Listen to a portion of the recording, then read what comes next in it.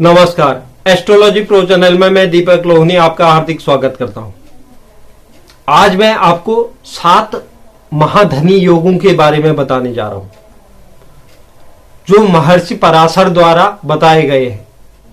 और यह महर्षि पराशर जिनका एक ज्योतिष शास्त्र में बहुत बड़ा ऊंचा कद है, मैं उन 7 महाधनी योगों को आपके समक्ष रखने जा रहा हूं। इसका निर्माण कैसे होता है। इस योग में जन्मे जातक निश्चित रूप से धनवान होते हैं और कलयुग में महर्षि पराशर का मत सर्वमान्य है। तो बात करते हैं महाधनी योगों की। अगर कोई दर्शक चैनल पर नए हैं, चैनल को लाइक कीजिए, शेयर कीजिए, सब्सक्राइब कीजिए और बेल आइकन को जरूर दबाइए, जिससे आगे आने वाली वीडियो का नोटिफिकेशन आपको प्राप्त हो। तो चलते हैं, जो 7 महाधनी योग हैं उनके बारे में जानते हैं। जो प्रथम योग है वह महर्षि पराशर के अनुसार पंचमे भृगुजे क्षेत्रे तस्मिन् शुक्रेण संयुते लाभे भौमेन संयुते बहुद्रव्यस्य नायकः। इसका अर्थ पंचमे भृगुजे क्षेत्रे, इसका मतलब है पंचम भाव पर भृगु मतलब शुक्र का क्षेत्र हो। शुक्र का क्षेत्र मतलब शुक्र की राशियां हो। शुक्र की राशियां कौन कौन है? 2 और 7, वृष और तुला राशि। अगर पंचम भाव में वृष या तुला राशि 2 या 7 का अंक लिखा है, तस्मिन् शुक्रेण संयुते, और उसी भाव में शुक्र भी विराजमान है, पंचम भाव में ही शुक्र भी विराजमान है। लाभे भौमेन संयुते मतलब लाभ भाव, एकादश भाव। अगर उसमें भौमेन मतलब मंगल स्थित है, एकादश भाव में मंगल स्थित है। बहुद्रव्यस्य नायक, ऐसा जातक बहुत ज्यादा धनवान होता है। तो बहुत आसान है यह सूत्र। अगर पंचम भाव में शुक्र की राशि विराजमान हो और शुक्र उसमें बैठे हुए हों और आय भाव में मंगल विराजमान हो, तो इनकी सप्तम दृष्टि एक दूसरे पर पड़ेगी, तो यह व्यक्ति की कुंडली में महाधनी योग का निर्माण कर देते हैं। दूसरा जो सूत्र है, पंचमे बुधे क्षेत्रे तस्मिन् बुधे युते सति चंद्र भौमे गुरु लाभे बहुद्रव्यस्य नायका। यह भी आसान है। पंचम भाव में बुध की राशि हो, बुध की राशि मतलब 3 और 6, मिथुन और कन्या राशि हो, और उसमें बुध खुद बैठे हों पंचम भाव में ही, और चंद्र भौमे गुरु लाभे, चंद्र भौमे मंगल, गुरु देवगुरु बृहस्पति लाभ भाव में विराजमान हो, तो वह जातक बहुत ज्यादा धनी होता है। उसकी कुंडली में महाधनी योग का निर्माण हो जाता है। इसके अलावा अगर लाभ भाव में चंद्र और गुरु अगर बैठते हैं तो गज के स्त्री योग का भी निर्माण हो जाता है, और चंद्र मंगल की युति से भी योग का निर्माण होता है, और गुरु मंगल युति से भी योग का निर्माण होता है, और गुरु मंगल और चंद्र की युति और उसमें बुध की दृष्टि, यह व्यक्ति को महाधनी बनाता ही बनाता है।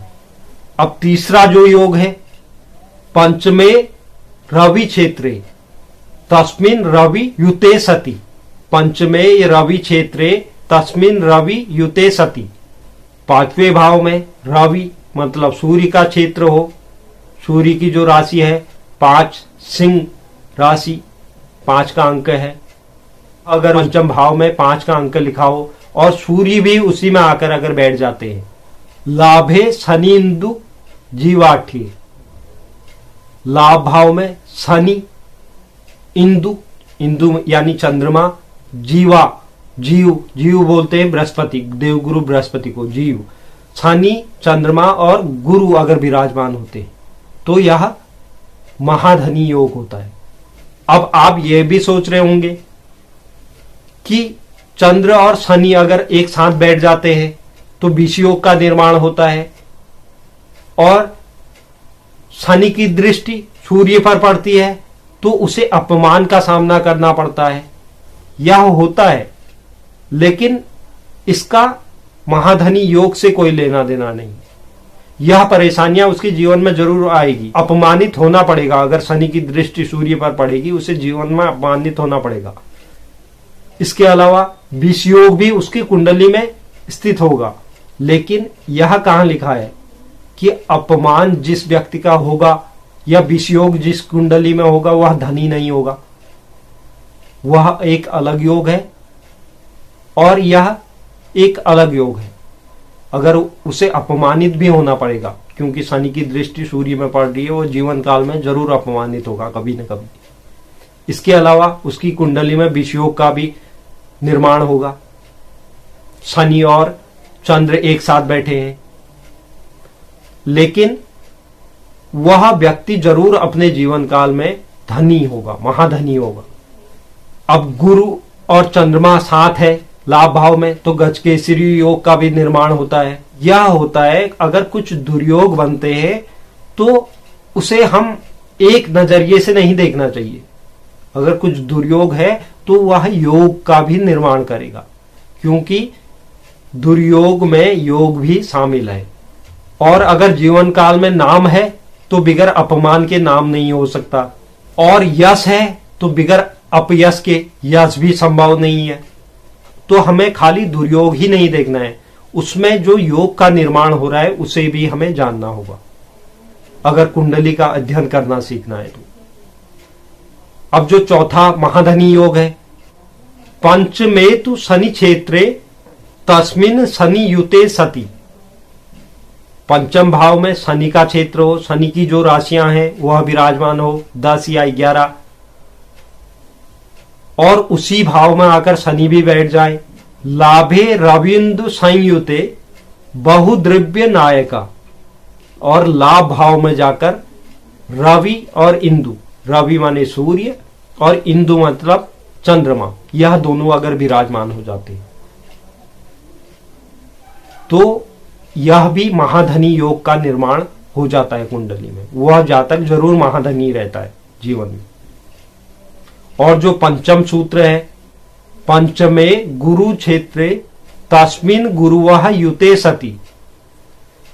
पंचम भाव में गुरु की राशि विराजमान हो, गुरु की राशि यानी 9 का अंक या 12 का अंक उस 5वें भाव में विराजमान हो, और देवगुरु आकर वहीं पर बैठ जाते हैं, तो यह तो जातक के लिए वैसे ही बहुत शुभ परिणामों को देने वाला यह योग बन जाता है। अगर पंचम भाव में आकर अपनी राशि में अगर देवगुरु बृहस्पति विराजमान हो जाते हैं, यह योग एक बहुत बड़ा योग है। और ऊपर से लाभो चंद्र सुते जातो बहुद्रव्यस्य नायका। लाभे चंद्र सुते जातो, लाभ भाव पर चंद्र सुत यानी बुध, चंद्र सुत बुध को बोला जाता है।